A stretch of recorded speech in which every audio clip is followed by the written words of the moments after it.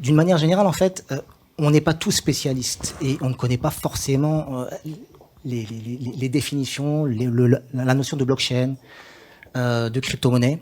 Et c'est la raison pour laquelle, en fait, je vais essayer de poser ensemble avec nos intervenants quelques définitions, de manière très simple et synthétique, parce qu'il y a peut-être parmi nous, et moi le premier, je suis novice, je ne connais pas trop la finance, et c'est la raison pour laquelle, en fait, il est important de poser des concepts à des idées. Donc c'est la raison pour laquelle, en fait, on va dans un premier temps essayer de définir ce que l'on entend par non pas la crypto, mais plutôt revenir très rapidement sur l'histoire de la crypto et de la blockchain. Monsieur Haro. Je vais revenir rapidement du coup sur les origines de la blockchain et en fait je vais parler principalement de Bitcoin puisque Bitcoin représente 40 à 50% de façon de la capitalisation du marché crypto. Et en plus, j'ai souvent tendance à dire qu'on a tendance à tout mettre dans le même paquet quand on parle de crypto, alors qu'en fait, il y a plein de différentes cryptos différentes. Toutes n'ont pas les objectifs, par exemple, de devenir ce qu'on appellerait une monnaie. Bitcoin naît en 2008-2009. Il naît juste après la crise des subprimes.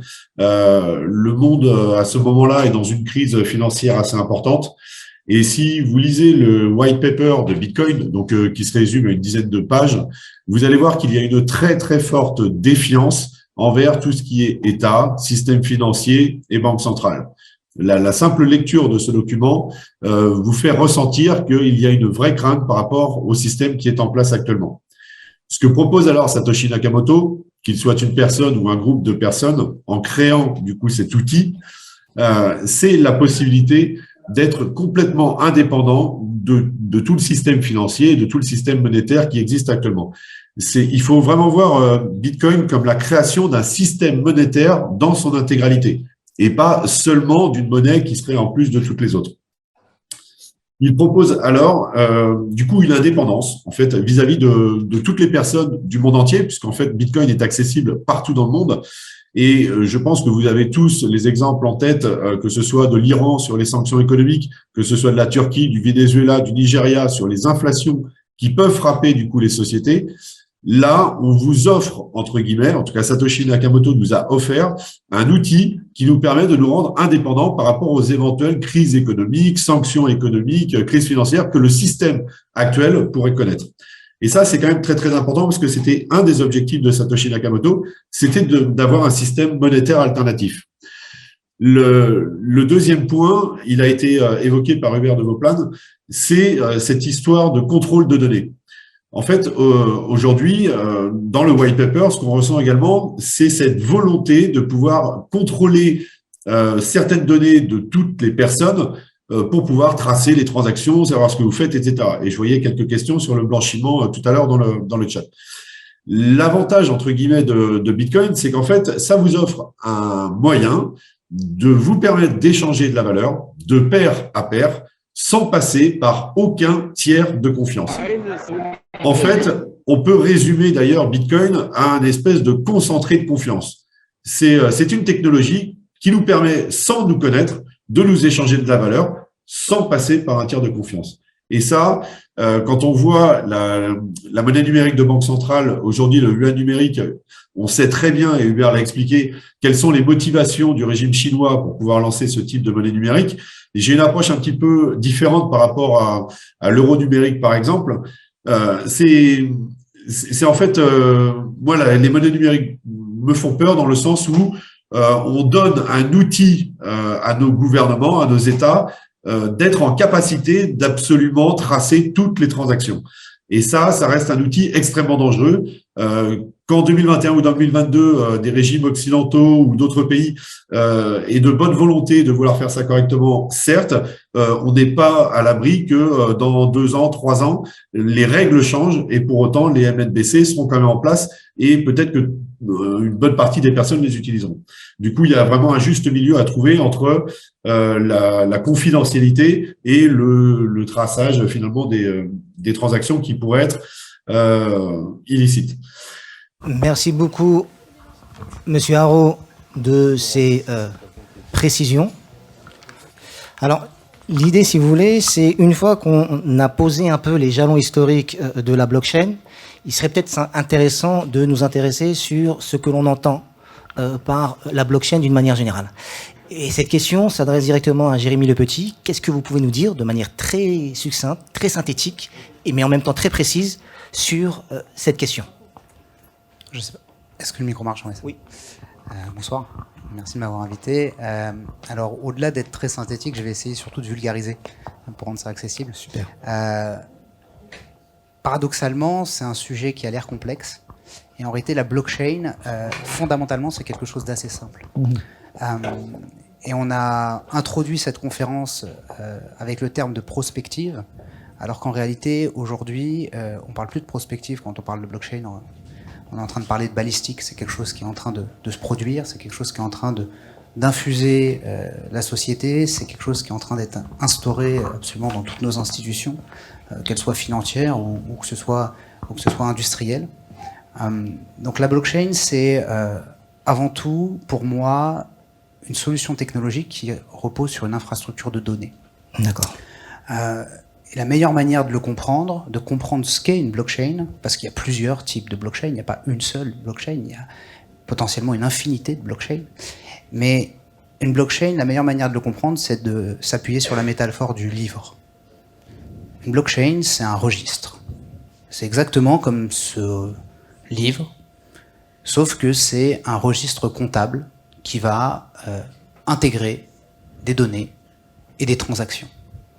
Et la particularité de ce livre, c'est que, eh bien, à l'instar d'un livre physique, chacune des transactions qui est inscrite sur l'une des pages, eh bien, une fois que la page a été incrémentée dans le livre, on ne peut pas l'intervertir avec une autre ligne du livre. Chaque début de page correspond à la fin de la page précédente et chaque fin de page correspondra au début de la page suivante. Ça, c'est le principe du ledger, le principe du registre. Maintenant, la particularité de la blockchain, c'est que ce registre, ce qui va le rendre sécurisé et ce qui va le rendre potentiellement infalsifiable, ce qui revient à l'expression qui a été évoquée tout à l'heure sur le fait que la blockchain était un intermédiaire de confiance, un concentrateur de confiance. D'ailleurs, c'est intéressant parce que la confiance et la foi, étymologiquement, ça vient de la même racine. Et ce qui va rendre ce livre infalsifiable, c'est que il est distribué et il est décentralisé. Qu'est-ce que ça veut dire? Ça veut dire que c'est exactement comme si ce livre, au moment où moi je le détiens, eh bien, l'intégralité des personnes dans cette salle détient exactement le même livre au même moment. Et pour pouvoir valider des nouvelles pages de ce livre, qui s'apparentent au bloc de la blockchain, il va falloir que, peut-être pas tous, mais une grande partie d'entre nous, valident cette nouvelle page. Et donc il y a un processus de validation et de gouvernance qui décide de manière décentralisée qu'une nouvelle page va pouvoir être ajoutée dans ce livre. C'est le principe des consensus qui s'applique à la blockchain. Il existe plusieurs types de consensus pour valider, de la même manière qu'il existe plusieurs types de blockchain, mais il faut garder en tête que bien qu'on mette derrière ce terme finalement beaucoup d'arguments marketing aujourd'hui, la blockchain c'est avant tout une décision de DSI. Donc c'est une décision d'infrastructure de données. Et cette décision-là, elle est en train d'être mise en application absolument dans tous les secteurs de la société, dans tous les secteurs industriels. Ça va de l'industrie de la santé, on va imaginer incessamment sous peu nos parcours de soins blockchainisés. Ça va être également intégré dans les institutions financières qui sont des institutions classiques. Les banques aujourd'hui développent leur propre blockchain privée et s'appuient également sur des blockchains publiques pour celle qu'on a citée précédemment, qui est la blockchain Bitcoin, qui est la blockchain de référence. D'ailleurs, je pense qu'on en parlera un peu plus tout à l'heure, parce que quelles que soient les blockchains dont on parlera, quelles que soient les cryptos qui seront introduites juste après, dont on parlera, eh bien, aujourd'hui, il y a une réalité qui est que les marchés, les cours, les évolutions de ce marché sont encore aujourd'hui essentiellement corrélés à Bitcoin. Quelle que soit la qualité des projets qu'on pourra vous présenter, quelle que soit la qualité des porteurs des projets qui sont derrière, il y a une réalité, c'est que aujourd'hui, Bitcoin reste la valeur étalon. Et pourquoi c'est la valeur étalon de cette industrie? Parce que c'est celle qui concentre aujourd'hui la confiance dans cette industrie et dans cette technologie. Et si, pour X ou Y raison, Bitcoin venait à être hacké, si pour X ou Y raison, Bitcoin venait à être concentré au sein finalement, ou être recentralisé d'une certaine manière, eh bien, la confiance dans cette technologie s'évaporerait, y compris dans toutes les technologies sous-jacentes qui ont émergé depuis l'origine de Bitcoin. Merci beaucoup. Merci beaucoup, Jérémy Le Petit, pour ces précisions sur cette définition. À partir du moment où on a défini le terme blockchain, il serait peut-être intéressant de nous intéresser à la définition de la crypto-monnaie. Alors, nous devions initialement avoir comme invité Ilyas El-Wardani. Malheureusement, il n'a pas pu venir. Il nous a envoyé son collègue, son associé, qui va nous donner une définition de la crypto. Vous avez 5 minutes et essayez tant faire se peut d'être le plus synthétique possible, en étant précis, tout comme Jérémy Le Petit. Oui, pour différentes raisons, ça fait assez longtemps que je ne me pose plus la question de savoir ce que c'est une crypto. Ça peut paraître paradoxal, mais c'est le cas.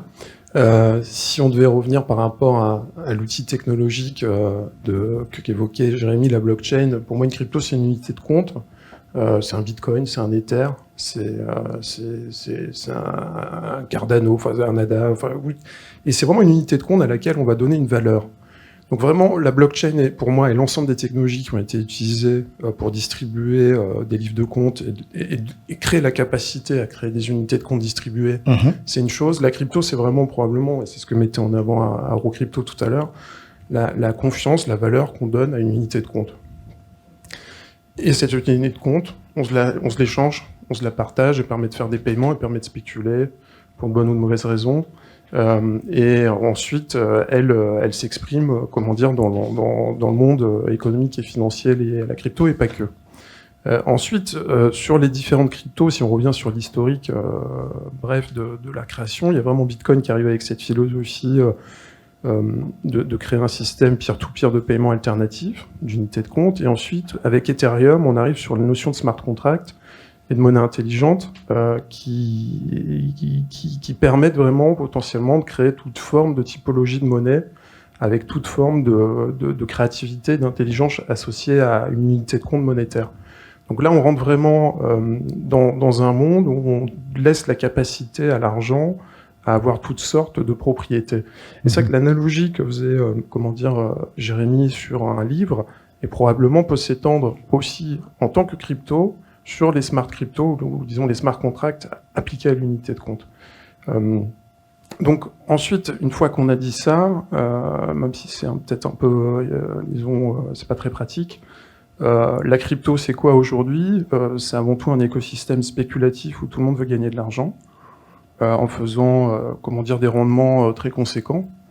C'est des unités de compte qui ont un certain nombre de vertus évidentes, dans la capacité qu'elle donne à créer du capital, et ça je pense que c'est vraiment quelque chose de très impressionnant, c'est-à-dire qu'à partir d'un code informatique il y a à peu près 13 ans, ou 13-14 ans, on a été en capacité de créer 2000 à 3000 milliards, enfin ça varie un peu, là ça doit être plutôt 2000, un peu moins, de capital. Et c'est lié à vraiment de la confiance pure, comme le disait Eurocrypto, c'est-à-dire la confiance en l'huile essentielle. Donc c'est vraiment un changement pour les apports à la finance et à l'économie qui est assez fondamental, c'est-à-dire que la crypto, c'est vraiment une relation de confiance à laquelle on va donner une valeur. Pour qui, pourquoi. C'est un côté un peu irrationnel dans une certaine mesure, mais qui peut... c'est un actif de confiance pure, de goodwill pure, et d'un point de vue financier, et c'est vrai que c'est quelque chose assez troublant, parce que ceux qui vont dire que c'est un Ponzi ont probablement raison d'un point de vue économique, j'entends, pas d'un point de vue juridique, parce que c'est vraiment un actif de confiance, on vend, on achète, et on espère que ça va toujours se valoriser. Et ceci dit, c'est aussi vrai du capitalisme en général. Moi, je me souviens d'un PDG de banque au début des années 2000 qui disait ça du capitalisme. C'est vrai sur les appartements parisiens, c'est vrai sur beaucoup d'actifs industriels. Donc finalement, c'est pas très grave, mais ça pose vraiment la question de notion de valeur. Et par rapport à une mise en perspective sur la finance islamique notamment.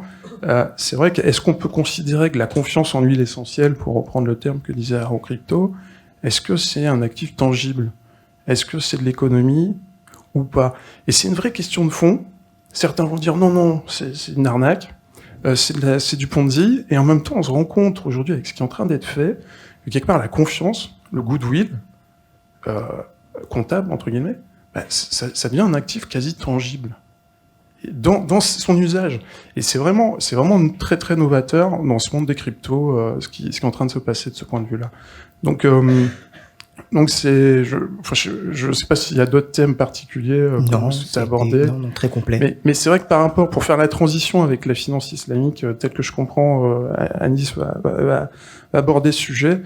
C'est vrai que ce qui est super intéressant, et on parlait, comment Hubert de Vauplaine parlait des banques centrales, ce qui est super intéressant aujourd'hui dans une perspective de finance islamique, et d'ailleurs Jérémy et moi on s'est rencontrés autour d'une thématique, si on peut le dire, oui, de finance islamique, c'est-à-dire qu'il voulait créer un DIN token, et Retrib, avant d'être ce qu'il est, était vraiment un projet de finance islamique.